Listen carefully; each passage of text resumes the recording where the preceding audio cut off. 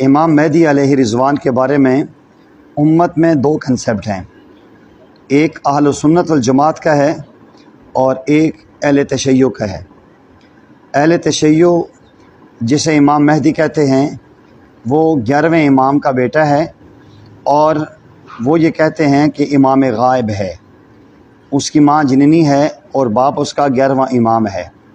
اسے مہدی منتظر کہتے ہیں، اور ان کی کتابوں میں اس کے بارے میں جتنے بھی خرافات بکی ہیں اس کا اہل سنت والجماعت سے کوئی تعلق نہیں ہے۔ جو اہل سنت والجماعت قرآن و سنت کی روشنی میں امام مہدی جو آئیں گے ان کا نام محمد ہوگا، ان کے والد کا نام حضرت عبداللہ ہوگا اور ان کی والدہ کا نام حضرت آمنہ ہوگا۔ وہ حسب نسب میں سیدہ فاطمہ الزہرا رضی اللہ تعالیٰ عنہ کی اولاد سے ہوں گے۔ سیدنا حسن رضی اللہ تعالیٰ عنہ نے جب سیدنا امیر معاویہ رضی اللہ تعالیٰ عنہ کے ہاتھ پہ بیعت کر کے امت کے انتشار کو اکٹھا کیا تھا، اللہ تعالیٰ نے اس خلافت سے دستبردار ہونے کے صلے میں دنیا کا سب سے آخری خلیفہ سیدنا امام مہدی حضرت حسن رضی اللہ تعالیٰ عنہ کی اولاد سے ہوں گے۔ پیارے آقا صلی اللہ علیہ وسلم کی حدیث میں ملتا ہے ان کا چہرہ پیارے آقا کریم علیہ السلام کے چہرے کے ساتھ ایک شبیہ کھائے گا، ان کے اخلاق نبی پاک صلی اللہ علیہ وسلم کے اخلاق کی طرح ہوں گے، ان کی گفتگو میں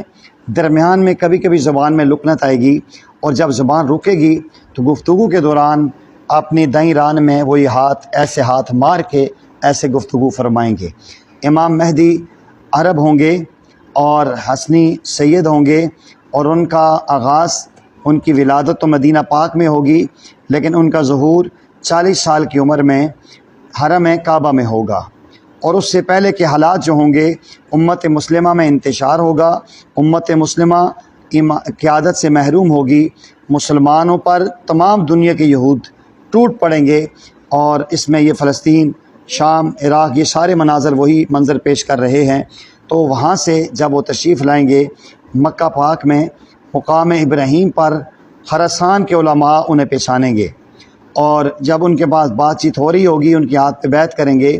تو یہودی فوج ان کے پکڑنے کے لیے آئے گی مقام ابراہیم، اور ان کے درمیان جب پہنچیں گے زمین پھٹے گی، وہ لوگ اس کے اندر دھنس